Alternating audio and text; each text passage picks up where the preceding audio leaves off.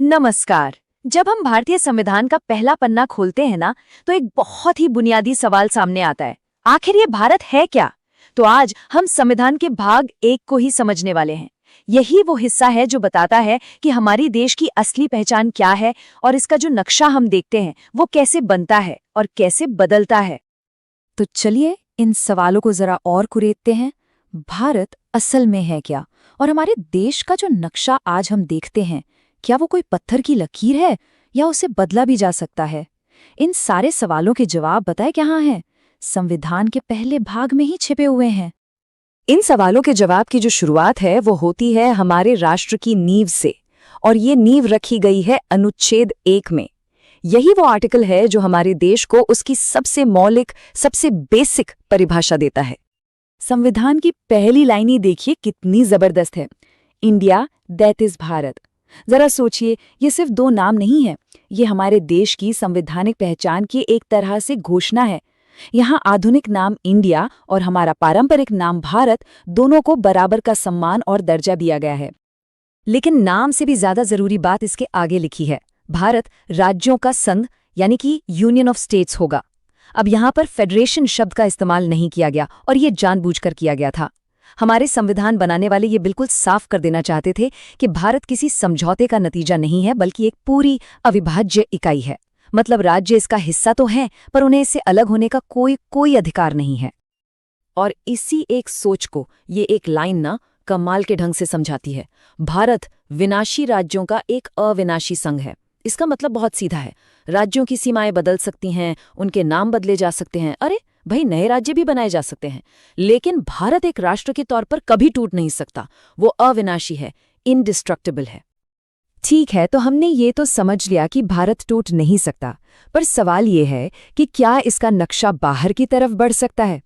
इसका जवाब हमें मिलता है अनुच्छेद 2 में, जो हमारी संसद को बाहरी क्षेत्रों को भारत में शामिल करने और हमारी सीमाओं का विस्तार करने की शक्ति देता है।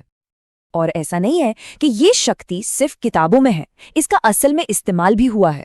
याद कीजिए 1961, जब गोवा, दमन और दीव को पुर्तगाली शासन से आज़ाद कराकर भारत का अभिन्न अंग बनाया गया। या फिर 1975 की बात करें, जब सिक्किम ने एक जनमत संग्रह के बाद भारत का एक पूर्ण राज्य बनने का फैसला किया। ये दोनों ही अनुच्छेद 2 की शक्ति के सबसे बड़े और साफ उदाहरण हैं।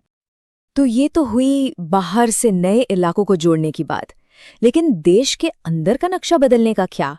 ये शक्ति मिलती है अनुच्छेद 3 से, और ये हमारी संसद को देश की आंतरिक राजनीतिक सीमाओं को फिर से खींचने की एक असाधारण, एक बहुत बड़ी शक्ति देता है। तो संसद आखिर कर क्या सकती है? जरा सोच कर देखिए। संसद चाहे तो एक नया राज्य बना सकती है, किसी भी राज्य का एरिया बड़ा या छोटा कर सकती है, उसकी बाउंड्रीज को बदल सकती है, और यहाँ तक कि किसी राज्य का नाम भी बदल सकती है। पर यह होता कैसे है? प्रक्रिया काफी सीधी है। संसद में एक बिल पेश होता है, राष्ट्रपति उस बिल पर संबंधित राज्य, मतलब जिस राज्य पर असर पड़ रहा है, उससे राय मांगते हैं। लेकिन यहाँ एक बहुत बड़ा ट्विस्ट है। राज्य की राय सिर्फ एक सलाह होती है, उसे मानना या ना मानना ये पूरी तरह से राष्ट्रपति और संसद पर निर्भर करता है। और आखिर में संसद में सिर्फ एक साधारण बहुमत से बिल पास हो जाता है और देश का नक्शा बदल जाता है। तो हमने प्रक्रिया समझ ली। अब ये देखते हैं कि ये तकनीकी रूप से कितना आसान है और असल में कब कब हुआ है। ये हमें ले जाता है अनुच्छेद 4 और भारत के कुछ बड़े राज्य पुनर्गठनों की कहानी पर। और यहीं पर अनुच्छेद 4 एक बहुत ही जरूरी बात बताता है, वो ये कि देश का नक्शा बदलने के लिए किसी बड़े संवैधानिक संशोधन की, मतलब कॉन्स्टिट्यूशनल अमेंडमेंट की जरूरत नहीं है। ये काम एक साधारण विधायी प्रक्रिया से हो सकता है, जिसके लिए सिर्फ सिंपल मेजॉरिटी यानी आधे से एक ज्यादा सांसदों की सहमति ही काफी है। और इस शक्ति का इस्तेमाल भारत के इतिहास में बार बार हुआ है। जरा देखिए भारत का नक्शा कैसे बदला है। 1956 में भाषा के आधार पर पूरे देश के राज्यों को फिर से बनाया गया। फिर आया साल 2000, जब हमें झारखंड, उत्तराखंड और छत्तीसगढ़ मिले। 2014 में तेलंगाना एक नया राज्य बना, और सबसे हाल में 2019 में जम्मू और कश्मीर को 2 केंद्र शासित प्रदेशों में पुनर्गठित किया गया। ये टाइमलाइन साफ दिखाती है कि भारत का नक्शा कभी भी स्थिर नहीं रहा है। तो इन सब आर्टिकल्स और प्रक्रियाओं का असली मतलब क्या है? संविधान के इस पहले भाग से हमें क्या सीखना चाहिए? चलिए अब इसकी जो सबसे मुख्य बातें हैं उन पर आते हैं। तो जो सबसे जरूरी बातें याद रखने वाली हैं वो ये हैं। पहली, भारत राज्यों का एक संघ है, कोई ढीला ढाला समझौता नहीं। दूसरी, किसी भी राज्य को देश से अलग होने का कोई अधिकार नहीं है।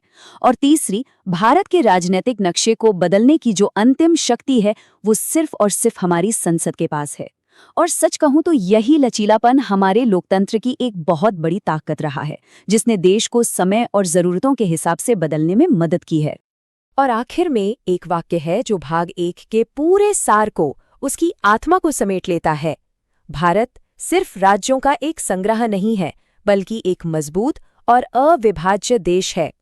ये हमारे संविधान की एकता और अखंडता की जो भावना है, उसे बहुत ही खूबसूरती से दिखाता है।